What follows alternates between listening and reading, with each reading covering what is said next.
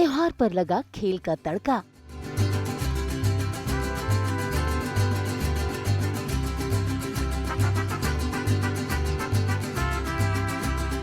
खेल खेल में शुरू हुआ रोमांस।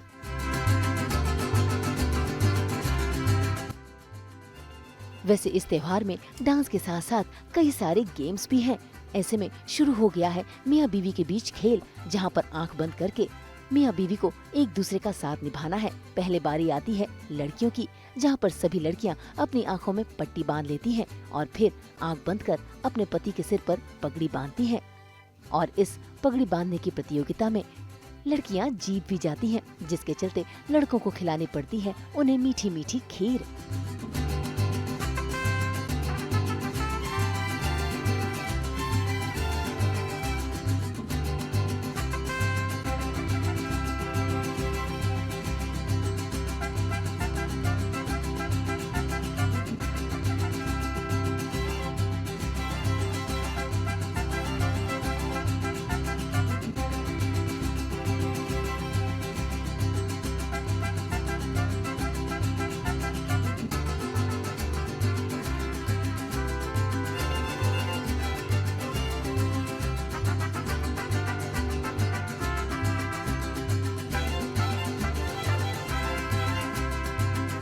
ये माता सीता का फेस्टिवल है जो हम लोग मना रहे हैं, जो बेसिकली हस्बैंड वाइफ एक साथ करते हैं, आरती करते हैं।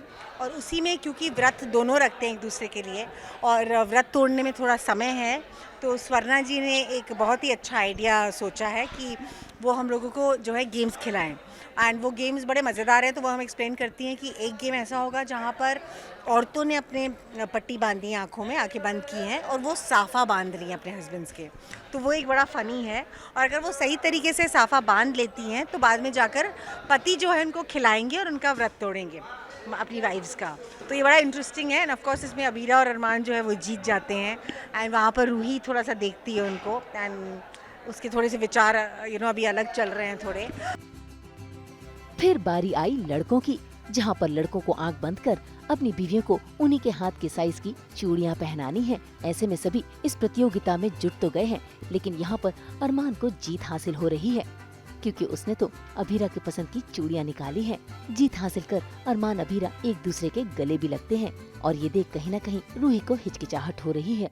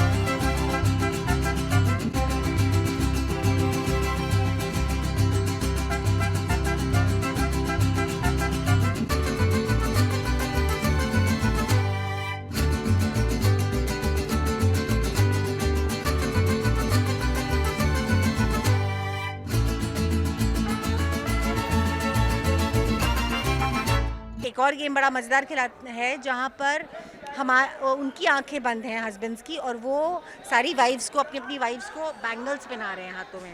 तो कोई जैसे माधव मुझे पहनाते हैं तो मुझे इतनी बड़ी चूड़ी पहना देते हैं कि वो चूड़ियाँ ही निकलती जा रही हैं। फिर उसके बाद लेकिन अबीरा को अरमान एकदम राइट कलर की उसके मैच करती हुई बिल्कुल एकदम उसके साइज़ की चूड़ियाँ पहनाता है। सो ऐसे छोटे छोटे गेम्स उन्होंने हमें खिलाए। भाई ये नाच गाना और खुशियाँ मनाना तो तभी होता है जब पूरा परिवार और सारे रिश्ते एक साथ आते हैं। फिलहाल तो इस त्योहार में शुरुआत में ही तमाशा हो गया था। जब सभी पोद्दार हाउस में पहुंच तो जाते हैं, साथ ही वहां पर अरमान भी पहुंचता है, वो भी रूही को लेकर। ऐसे में रूही को देखकर वहां की औरतें उल्टा सीधा बोलने लगती हैं, जिसके चलते रूही वहां से जाने लगती है। इसी बीच उसके साथ हादसा होने वाला था, वो तो शुक्र है कि अरमान ने बचा लिया। ऐसे में अबीरा भी उसकी देखरेख कर रही है, लेकिन वो औरतों की बोलती तभी बंद हुई जब अरमान ने उन पर अपनी नाराजगी जताई। देखा, भगवान भी नहीं चाहते कि रूही इस पूजा में शामिल हो।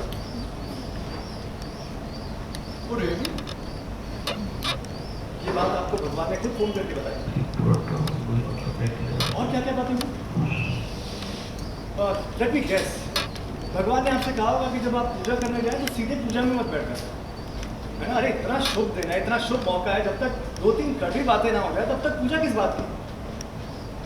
किसी के बारे में मीठा बोलना, रोते हुए का हंसाना, इन सबसे थोड़ी भगवान खुश होते हैं। भगवान तो खुश तब होते हैं जब आप ऑलरेडी आंसुओं में डूबी किसी लड़की को और रुलाएं। क्योंकि जिसने अपने पति को खो दिया है उसने हंसने बोलने का कुछ हक थोड़ी है। अपनी ये दकियानूसी सोच का क्रेडिट प्लीज भगवान को मत दीजिए आप।